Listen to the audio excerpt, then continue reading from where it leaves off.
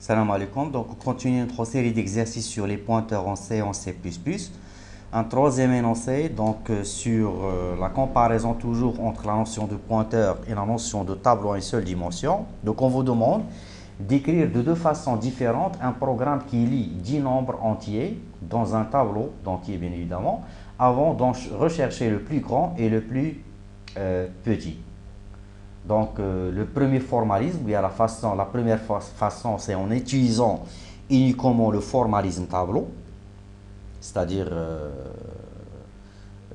donc l'écriture classique des tableaux, et de B en utilisant le formalisme pointeur, donc à chaque fois que cela est possible, c'est-à-dire en exploitant un pointeur qui va gérer donc notre tableau. Alors, pardon. Donc, dans un nouveau programme source, donc je vais déclarer donc 10 nombres entiers, donc un tableau capable de stocker 10 valeurs de type int, un compteur donc compatible pour le parcours des éléments du tableau T. Donc, on va répondre à la question du remplissage du tableau T, de la recherche du plus grand et du plus petit, c'est-à-dire de la valeur minimale et de la valeur maximale, en exploitant le formalisme tableau. Donc, c'est un algorithme que j'ai déjà discuté dans des vidéos concernant les tableaux à une seule dimension. Donc, ici, je vais pratiquer la notion de remplissage aléatoire pour ne pas perdre de temps. Alors, pour ce fait, on va initialiser le générateur des chiffres aléatoires, une boucle de parcours des éléments du tableau T, donc en exploitant le compteur i. À chaque itération, donc on va accéder à un élément du tableau T et lui affecter donc une valeur aléatoire, donc comprise dans un intervalle quelconque. Donc, je ne sais pas, l'intervalle 10, 100, donc on va multiplier par 90, diviser par rand max, et rajouter donc la valeur initiale. Et à chaque itération, on va afficher donc les éléments du tableau T, donc avec un message, par exemple, élément, donc suivi de la valeur du compteur i plus 1, donc élément 1, élément 2, ainsi de suite, suivi de la valeur de chaque élément, donc élément.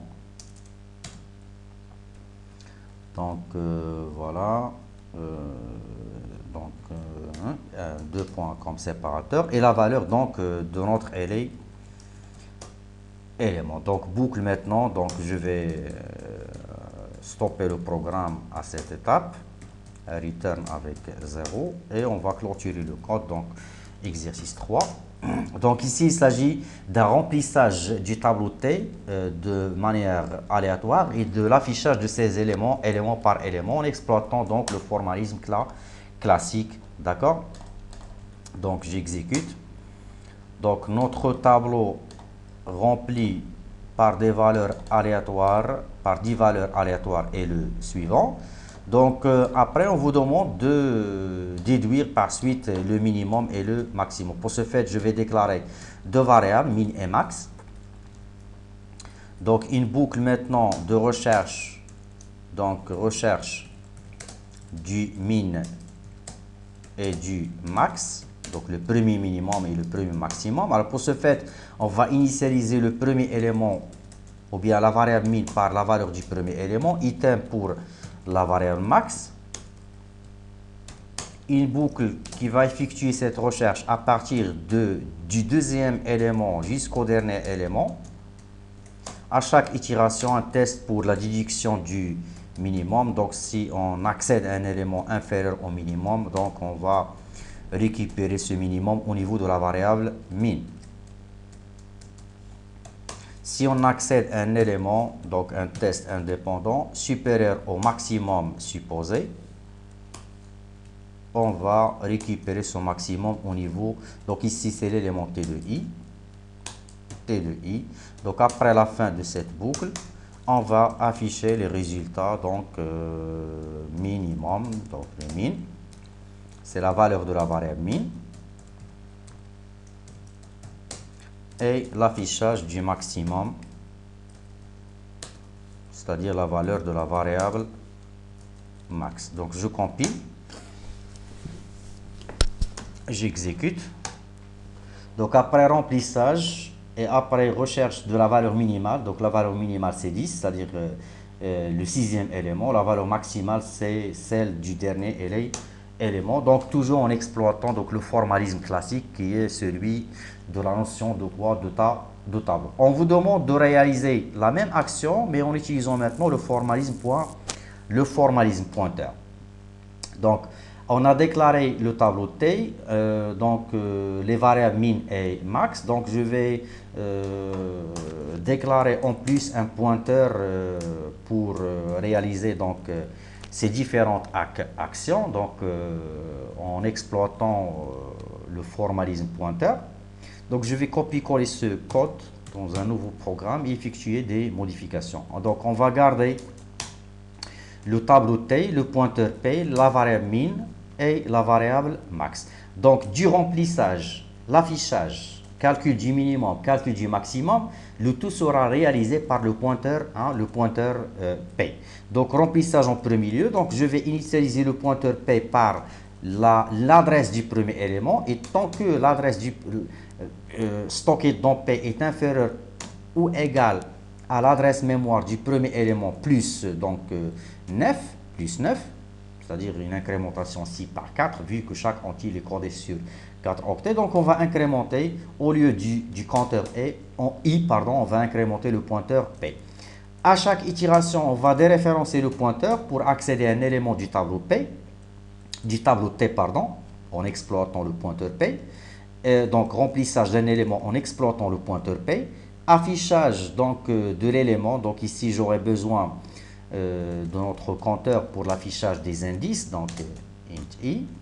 Donc je vais initialiser deux éléments, donc le P sera initialisé par T, le i sera initialisé en premier lieu par 0.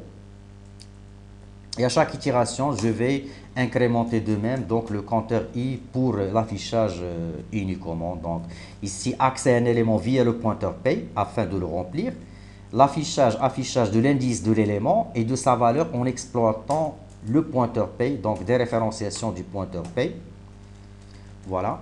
Donc boucle de remplissage. Donc c'est l'exercice 3, je crois. Donc voilà. Bien, 3 suites.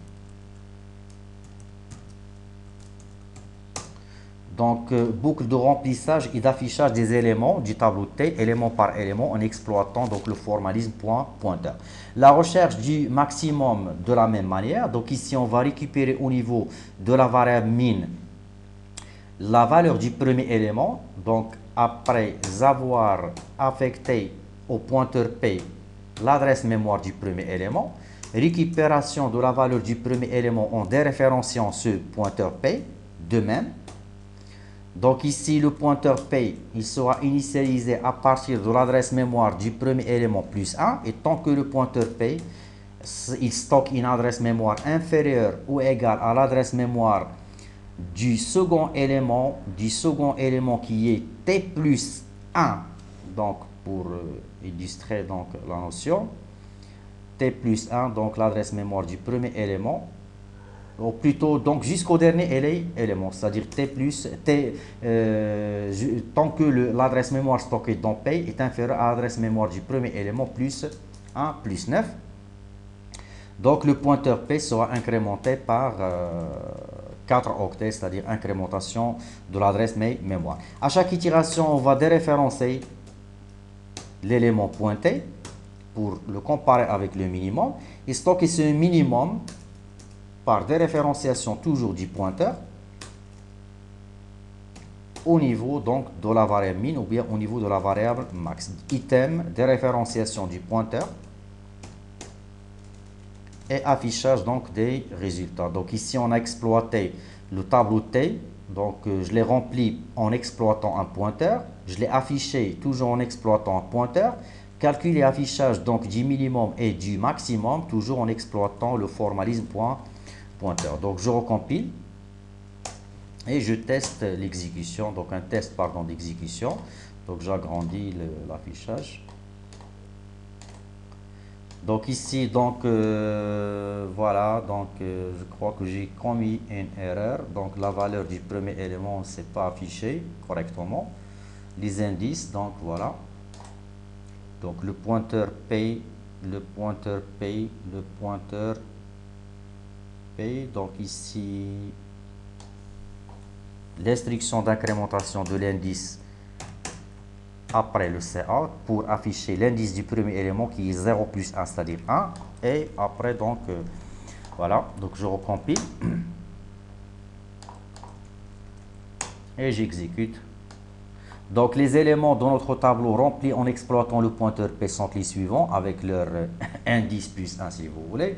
La valeur minimale, c'est 64, 64 qui est le septième élément. Le dernier élément, plutôt l'élément maximum, c'est donc le cinquième élément. Donc, on a exploité le formalisme point, le formalisme pointeur. Donc, je vais continuer avec cet exercice afin d'ajouter donc une autre question.